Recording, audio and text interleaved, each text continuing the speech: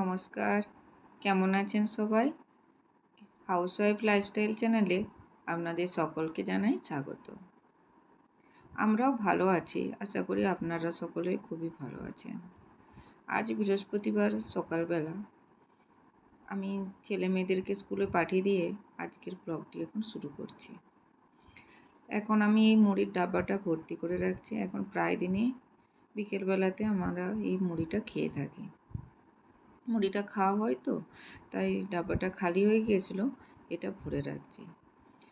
আর আজকে একটু যে আমার গাছগুলো আছে না, তার একটু পরিচর্যা করব। আর এখানে তন্নু এসেছে মিষ্টি দিতে। তন্নু হচ্ছে আমার একটা খুবই ক্লোজ ফ্রেন্ড বলতে পারেন, আর ও থাকে আমার উপরের ফ্ল্যাটে। তো ও এই যে ঘেবর বানিয়েছে, সত্যি খুব সুন্দর বানিয়েছে। আর দেখুন ও কেমন লজ্জা পাচ্ছে যখনই ভিডিওটা ওর দিকে ঘুরিয়েছি। আর আজকে গাছগুলোতে আমি একটু সার আর একটু গোড়াগুলো একটু কুড়ে দেবো। আর গাছগুলোকে এই জন্যেই করছি কেননা এখন এই বর্ষার সময় তো, আর এই গাছগুলো আমি করে থাকি। আর কখনো কখনো যখন আমি না পারি তো তখন মালি দিয়ে ডাকি। আর এবারে এত গরম পড়েছে, গাছের পাতাগুলো পুরো যেন জ্বলে গেছে। মানে এই রাবার প্ল্যান্টটা গতবারে আমি বাড়ির থেকে রথের সময় নিয়ে এসেছিলাম। গাছটা খুব সুন্দর হয়েছিল, দেখে গেছিলাম, এসে দেখছি গাছগুলোর অবস্থা ভীষণই খারাপ। একটা প্লাম ট্রিও ঠিক নেই, প্রত্যেকটা প্লাম ট্রির পাতাগুলো মনে হচ্ছে যেন জ্বলে গেছে। মানে এবছর গরম তো মানে অসম্ভব গরম পড়েছে। আর আমি জানেন, আমি না গাছ কিনে নিয়ে আসার থেকে সবসময় বেশি নিজে হাতে কাটিং করে সেই গাছগুলো করতে আমার বেশি ভালো লাগে। মানে তাতে মনে হয় একটা যে গাছের মধ্যে যে প্রাণ আছে না, আমি যেন সেই জিনিসটা খুঁজে পাই। আর গাছগুলো করি বেশি ওই জেড প্ল্যান্ট, যেটা ওই গাছটা খুব সুন্দর কাটিং করে হয়ে যায়। মানে একটা গাছ থেকে আমি অনেকগুলো ওই গাছ করেছি। এই সব গাছগুলো মানে কুড়াও হয়ে গেছে, সার দিয়েও দিয়েছি, দিয়ে এরপর ব্যালকনিটাকে একটু পরিষ্কার করে নিচ্ছি। অনেকক্ষণ সময় লাগলো এই কাজটা করতে, প্রায় 2 থেকে 3 ঘন্টা লেগে গেছে। কাজটা করে নিয়ে ব্যালকনিটা পরিষ্কার করে নিয়ে এরপর যাবো আয়ুষকে আনতে। আর প্রায় 12:30 বাজতে যাচ্ছে, ওর ছুটির সময় হয়ে গেছে। তো আয়ুষকে নিয়ে চলে আসি। এরপর গাছগুলোকে দেখুন আবার সবাইকে সব জায়গা এগুলো আজকে নতুন বসিয়েছি কাটিং করে। দেখা যাক কতদিনে আবার গাছগুলো লেগে যায়। আর এখন আমি আজকে রাত্রে রান্নাটা বসিয়ে নিয়েছি। এখন বাজছে প্রায় 6টা। তো রাত্রে রান্নাতে আজকে করব পটল পোস্ত। দুপুরে কিছু রান্না করিনি, কেননা কালকে রান্না করে রেখেছিলাম। আজকে ওই ব্যালকনির গাছগুলো তো পরিষ্কার করছিলাম, তাই এই জন্য আজকে রান্নার কিছু ঝামেলা ছিল না, কালকে করে রেখেছিলাম। আজ পটল পোস্তটা আজকে গোটা পটলের পোস্ত বানাবো। পটলগুলোকে আগে ছাড়িয়ে নিয়েছি, দিয়ে সেগুলোকে একটু নুন মাখিয়ে কিছুক্ষণ রেখে দেবো। আর পটলগুলো কেটে সেগুলোর সাইডগুলোতে একটু মানে একদিকের সাইডটা আর উল্টো দিক করে কেটে নিয়েছি এই জন্যই ভালো করে, যাতে ওর মধ্যে নুন মশলাটা ভালো করে ঢোকে এবং টেস্টটাও যেন ভালো আসে। আর ওইটা ততক্ষণ ওগুলো মানে কেটে রেখেছি। আর এখন পোস্তটা রেডি করে নিচ্ছি। পোস্তর সাথে সাথে একটু সর্ষেও দেবো, কালো সর্ষে সাদা সর্ষে, দুটো সর্ষে মিশিয়েই এটা বাটবো। আর সাথে দেবো কাঁচা লঙ্কা আর নুন দিয়ে বাটলে না জিনিসটা খুব ভালো বাটা যায়। পটলগুলো এখানে তেলে ভেজে নিচ্ছি। তেলে ভেজে নিয়ে তারপর উপরে পোস্তটা দেবো। আর সর্ষে পোস্তর এই পোস্তটা, এটা নিরামিষ করে তো, আজ বৃহস্পতিবার, তো এটা রাত্রিতে ভাতই বানাবো। তো এটা গরম ভাতের সাথে খেতে খুবই ভালো লাগে।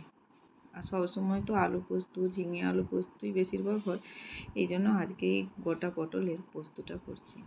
পটলগুলো এরকম লাল লাল করে ভাজা হয়ে গেলে দিয়ে পটলগুলোকে তুলে নেব। পটলগুলোকে তুলে নিয়ে তার উপরে কালো জিরে আর একটু শুকনো লঙ্কা ফোড়ন দেব। আর এখন পটলগুলো খুব ভালো আসছে মার্কেটে। ভাতটাও বসিয়ে নিয়েছি, আর অনেকটা সময় হয়ে যাচ্ছে। এরপর ওদেরকেও পড়াতে বসবো। ওরা বসেছে পড়তে, এখনও আমি ওখানে যাইনি। না আমি না বসলে তো ওরা ঠিক করে পড়বেও না। তো একটু শুকনো লঙ্কা আর কালো জিরে পোস্ত, মানে কালো জিরেটা দিয়েছি। আর কিছুটা সর্ষে পোস্ত বাটা এখন দেবো। আর কিছুটা পরে দেব, কেননা সর্ষেটা পোস্ত দেওয়া আছে তো, তো একটু মশলাটা কষা হয়ে যাচ্ছে। কষা হয়ে গেলে, কেননা পোস্তর গন্ধটা চলে যাবে, পোস্তর যে একটা কাঁচা কাঁচা মানে অনেকটা করতে গেলে, তাই একটু বাকি সর্ষে পোস্ত বাটাটা পরে দেবো। আর এখন একটু দিয়ে দিচ্ছি রঙের জন্য হলুদ গুঁড়ো। আর পোস্তটা আমি যখন পটলগুলো ভেজেছিলাম ওতে কোনো হলুদ দিইনি, সিম্পল তেল আর নুন, মানে নুন মাখিয়ে রেখেছিলাম, তেলে ভেজেছি। আর এই সর্ষে পোস্ততে হলুদের জায়গায় কাশ্মীরি লঙ্কার গুঁড়ো দিলে একটু কালারটা লাল লাল হবে, আর একটু হলুদ দিলে একটু হলদে হলদে হবে। আর কাশ্মীরি লঙ্কা গুঁড়োটা আমার কাছে ছিল না, তাই আজকে দিইনি। কাশ্মীরি লঙ্কা গুঁড়োটা দিলে একটু কালারটা একটু বেশি ভালো লাগে, লাল লাল পোস্তর কালারটা হয়। তো আমি তাই একটু আজকে হলুদ গুঁড়ো দিয়েছি। তো এটা পোস্তটা ভালো করে একটু কষিয়ে নিচ্ছি। একটু কষিয়ে নেওয়ার পরে এরপর এতে জল দিয়ে দেবো। তো এটার পোস্তটা জল দিয়ে তারপরে এরপর কিছুক্ষণ ঢাকা দিয়ে রেখে দেবো, তাহলেই হয়ে যাবে। আর দেখতে পাচ্ছেন আয়ুষকে কোলে নিয়ে আমি এরপর পোস্ত নামাচ্ছি। এখন তবু একটু তো বড় হয়ে গেছে, কোলে নামে না। ওর একটা হয়তো নেশাই বলতে পারেন, যখন আমি রান্না করি ওকে কোলে নিয়ে দেখাতে হবে আমি কি রান্না করছি।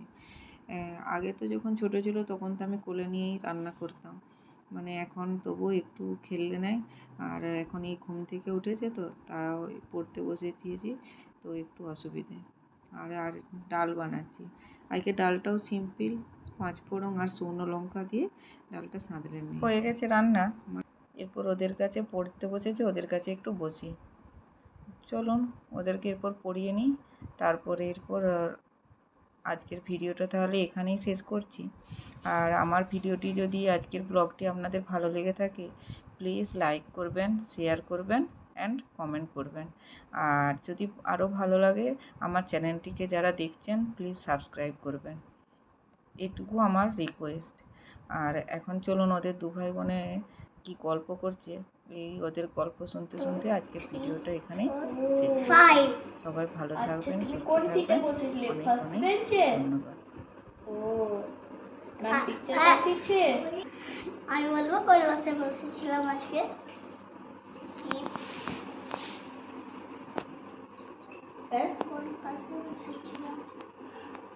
অনেক বড় বাসে বসেছিলাম আমি। স্কুলের বাস না, স্কুল বাস।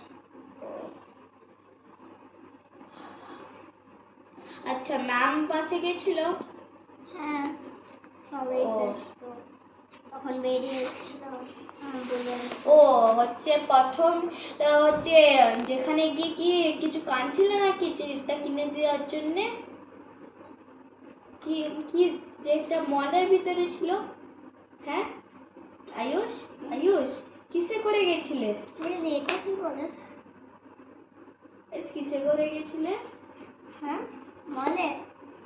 হ্যাঁ মানে মল তো গেছিলে, মানে মলে উপরে কি করে গেছিলে? সিঁড়ি দিয়ে গেছিলে, লিফটে গেছিলে? সিঁড়ি উপরে নিচে, উপরে নিচে, উপরে নিচে, উপরে নিচে চলে এসছি, বসছি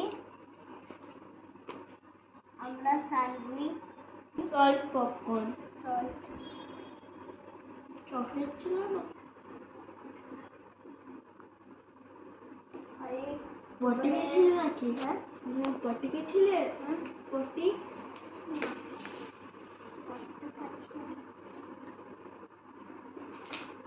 পপকর্নের প্যাকেটটা কত বড় ছিল? কিন্তু অনেক বড়। আমি এরকম আমি তখন গেছিলাম, আমার এতটা এত তো বড় ছিল। আর আমি তখন গেছিলাম এরকম হবে।